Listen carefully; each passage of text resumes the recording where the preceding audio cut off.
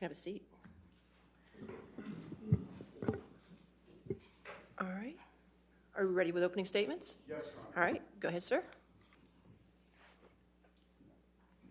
For nearly 30 years, Mr. Depp built a reputation as one of the most talented actors in Hollywood, a respected artist whose name was associated with success at the box office.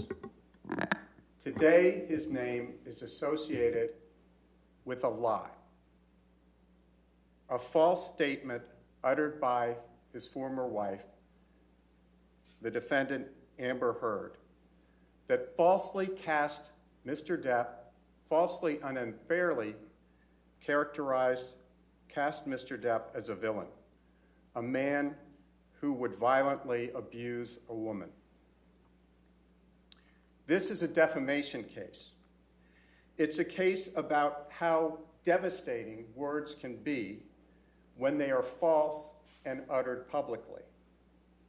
Under the law, a person who makes a false statement about someone else can be held responsible for the harm that results from that falsehood.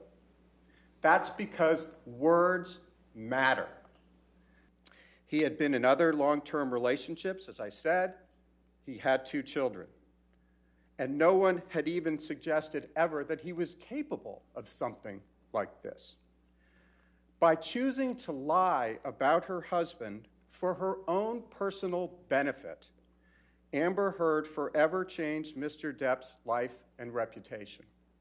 And you will hear him tell you the dreadful impact that it has had on his life.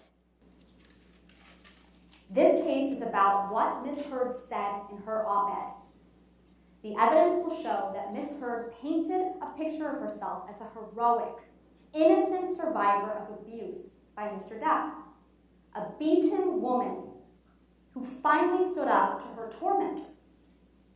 The evidence will show that Ms. Heard used her allegations against Mr. Depp to raise her own profile and to advance her own career. She will tell you that Mr. Depp will have to prove that the words Ms. Heard used were about him and that they were false. And if he can't do that, and if he can't meet the other elements of the claim, then he loses that claim. And he can't do that.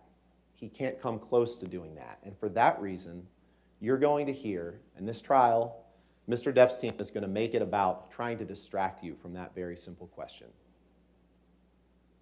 Mr. Depp's team is going to try to turn this case into a soap opera. Why? I'm not really sure, because the evidence isn't pretty for Mr. Depp. It's not. You're going to see who the real Johnny Depp is. Behind the red carpets, behind the fame, behind the money, behind the pirate costumes, you're going to see who that man really is. I became a public figure representing domestic abuse, and I felt the full force of our culture's wrath for women who speak out. There's absolutely nothing false about that statement. Their vantage point of seeing in real time how institutions protect men accused of abuse. Once again, that statement is 100% true.